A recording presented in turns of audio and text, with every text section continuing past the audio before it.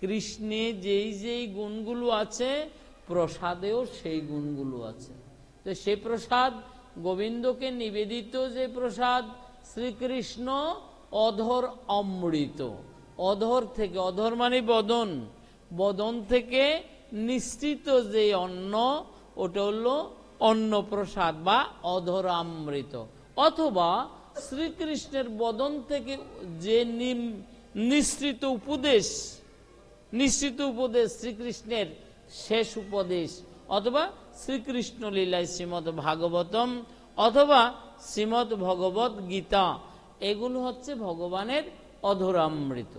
কেউ গোবিন্দ নিবেদিত প্রসাদ আস্বাদন করতে পারেন, অথবা কেউ ভগবানের নিত্য ভোগ দিয়ে প্রসাদ সেবা করেন, এটাও প্রসাদ। আর যিনি নিত্য গীতা অধ্যয়ন করেন, ভাগবত অধ্যয়ন করেন, শাস্ত্র অধ্যয়ন করেন, এটাও ভাগবত প্রসাদ, ভগবানের প্রসাদ। তাই বলছেন শ্রীকৃষ্ণ অধরামৃত, কৃষ্ণ গুণ চরিত, সুদাসার সাধু বিনিন্দনে। বলে এই যে কৃষ্ণের প্রসাদ, প্রসাদেও কিন্তু কৃষ্ণের সব গুণগুলো আছে, এবং কৃষ্ণর যে উপদেশ অমৃত শ্রীমদ্ ভগবত গীতার প্রথম অধ্যায় থেকে অষ্টাদশ অধ্যায় পর্যন্ত, তাতেও ভগবানের প্রসাদ। এছাড়াও শ্রীমন মহাপ্রভু কলিকালের জন্য যুগ সন্ধিক্ষণে সর্বযুগের সার বস্তুটা দিয়েছেন। হরে কৃষ্ণ কৃষ্ণ কৃষ্ণ হরে হরে, হরে রাম রাম রাম হরে হরে। এই মহামন্ত্রটাও কৃষ্ণেরই প্রসাদ। এই প্রসাদের স্বাদ যে না জানে, বলছে তার জন্মিয়া এতদিন বাঁচা উচিত হয় নাই, জন্মিলেই তাকে মেরে ফেলা উচিত, যে কৃষ্ণ প্রসাদের স্বাদ জানে না। তারই স্বাদ যে না জানে, জন্মিয়া না মইল কেনে, সে রসন ভেক জিহ্বা সম, সে রসনা ভেক জিহ্বা সম। বলে কৃষ্ণের প্রসাদ অর্থাৎ কৃষ্ণ কথা, যে যার বাড়িতে মায়েরা, ভাইয়েরা, বাবারা, মায়ের বোনেরা সবাই মিলে কৃষ্ণ প্রসাদ আস্বাদন করতে পারবেন। বলে বাবা আমরা তো এখনো সদাচার হই নাই। আরে হন নাই তাতে কি হয়েছে, সদাচার হইতে কষ্ট নাই। আপনি যদি নিত্য কৃষ্ণ কথা বলেন, কৃষ্ণ কথা গান, কৃষ্ণ গান কীর্তন করেন, আমার কথা কবে যেই আমার মতো হবে সেই, আমার কথা কইবে যেই আমার মতো হইবে সেই। অর্থাৎ গোবিন্দ কথা বললেই গোবিন্দের মতো হওয়া যায়। হা রাম, হা রাম, তাতে মারা গেল ওদের শাস্ত্রে আছে হারাম, শূকরকে হারাম বলে, কিন্তু আমাদের শাস্ত্রে আছে শূকর হচ্ছেন বরাহ অবতার, ভগবানের অবতার। যাই হোক, যেভাবে হোক রাম নামটা তার উচ্চারণ হয়ে গেল, উচ্চারণ হয়ে যাওয়ায় তিনি অন্তর্ধান করলেন, কিন্তু ওই নামের আভাসটা তার জিহ্বায় থাকায় তিনি হয়ে গেলেন বৈকুণ্ঠবাসী। তাই ভগবানের প্রসাদের কি গুণ, নামের গুণ, প্রসাদের গুণ, চরিত গুণ, সব গুণগুলো ভগবানে আছেন। এই ভগবানের গুণগুলো আমরা যেভাবে কীর্তন করি না কেন, ভগবান তাতে প্রীত হন।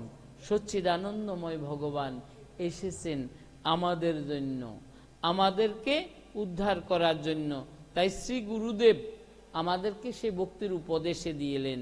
আমার শ্রীমন মহাপ্রভুও ভগবানের তত্ত্বকথার উপদেশটা আমাদের দিলেন। যস্য প্রসাদাদ ভগবত প্রসাদ, যস্য প্রসাদান্ম গতি কুতু অপি দিয়ংস্তবংস্তস্য যশস্ত্রী সন্দং বন্দে গুরু শ্রী চরণারবিন্দম। তাই আজকে উদ্ধব যখন কি করলেন, উদ্ধবের কাছে ভগবান শ্রীকৃষ্ণ বললেন তুমি আমার এই দায়িত্বটা পালন করবে, আমি 125 বৎসর লীলা সংবরণ করে চলে যাব।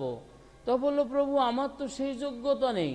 বলে হ্যাঁ যোগ্যতা আছে তোমার, কারণ তুমি কৃষ্ণ প্রসাদ গ্রহণ করেছো, অতএব কৃষ্ণ প্রসাদ যারা গ্রহণ করছেন তাদের কাছে মায়া আসতে পারে না। মায়ামে জয়মেব, আমি মায়াকে জয় করেছি কি করে? আমি নিত্য গোবিন্দ প্রসাদ আস্বাদন করাই, এবং মায়াকে জয় করেছি আমি নিত্য গোবিন্দের নির্মাল্য মস্তকে ধারণ করি। বলে নির্মাল্যের এমন গুণ কি? বলে নির্মাল্যের গুণ একটা উদাহরণ দিলেন, যে যখন 18 দিন যুদ্ধ শেষ হয়ে গেল, শেষ হয়ে যাওয়ায় ভগবান অর্জুনকে বলছেন, অর্জুন তাড়াতাড়ি রথ থেকে নেমে পড়ো। বলো কেন আজকে এত তাড়াতাড়ি কেন? বলো তাড়াতাড়ি হলো যে এই রথখানা আমাদের নেই। প্রথম দিনে যে বিশ্বের সাথে যুদ্ধ হলো, ওই যুদ্ধেই বান মেরে আমাদের রথটাই পুড়ে দিয়েছে। বলো কি? তো রথটা যদি প্রথম দিনে পুড়ে যায় তাহলে আমরা বাকি 17 দিন কি করে যুদ্ধ করলাম? বলো রথটা পুড়ে গেল বটে, কিন্তু আমি রথে ছিলাম বলে রথটা এখনো কি বর্ষ হয়ে যায়নি। তো কই তুমি তো প্রথম দিনে যুদ্ধের পরে নেমে গেছো। বলে নেমে গিয়েছি বটে, কিন্তু আমার গলায় যে নির্মাল্য অর্থাৎ মালা ছিল, ও মালাটা আমি শিকুণ্ডির সাথে ঝুলিয়ে রেখেছিলাম। অর্থাৎ আমার যে পাওয়ার, আমার পরোহিত এই নির্মাল্যেরও সেই পাওয়ার। অতএব আজকে ওই আমার এই নির্মাল্যটা শিকুণ্ডির সাথে ঝুলিয়ে রাখার কারণে আমি এই রথে ছিলাম, আর আমি ছিলাম বলে রথটা একেবারে ভস্ম হয়ে যায়নি। অতএব এই রথটার আর আমাদের প্রয়োজন পড়বে না। 18 দিন আমাদের যুদ্ধ শেষ, আজকে আমার নির্মাল্যটা আমি কণ্ঠ থেকে খুলবো না, আমার নির্মাল্য আমার কণ্ঠে থাকবে, আর আমরা যখন রথ থেকে নেমে যাব তখন এই রথটা ভস্ম হয়ে যাবে। অর্জুন নামলেন, ভগবান শ্রীহরি এক চরণ যখন ভূপৃষ্ঠে রাখলেন, আরেক চরণ আগলা করতেই ফাঁস করে একটা শব্দ হলো। শব্দের শেষে অর্জুন পিছন ফিরে দেখলেন যে রথটা আর নেই, কতগুলো ছাই পড়ে আছে। বলে শ্রীকৃষ্ণের নির্মাল্যের এমন সুপ্রিম পাওয়ার, তাই ভগবত ভক্তগণ কি করেন?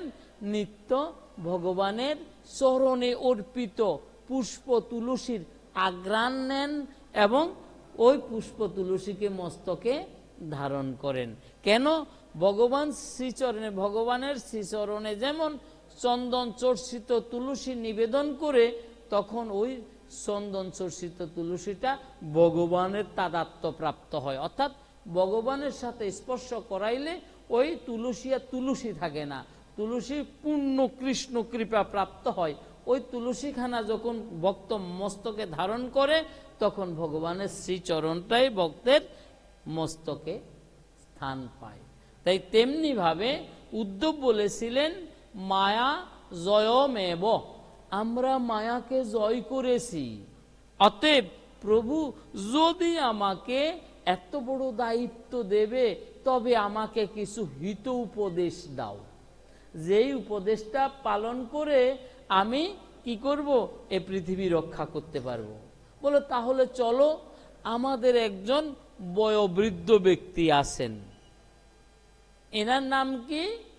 যদু মহারাজ। যদু মহারাজের কাছে চলো।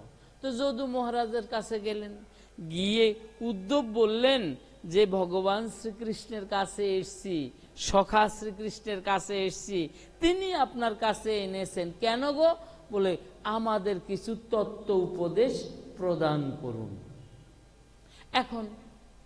এখন তিনি বললেন যে আরে তত্ত্ব উপদেশ তো আমিও জানি না, তো কি করব?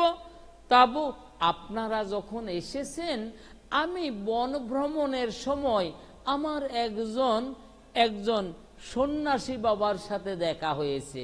তিনি বয়সে একেবারে নবীন, কিন্তু হরিভক্তিতে অত্যন্ত প্রবীণ। বলে তিনি কোথায়? বলে এই কিছুক্ষণের মধ্যেই তিনি এসে পড়বেন। তখন কৃষ্ণ ভগবান, যদু মহারাজ আর উদ্ধব, বলো রাধা রানী কি, বলো রাধা রানী কি। আপনাকে ঘুম আইসে নি কোনো?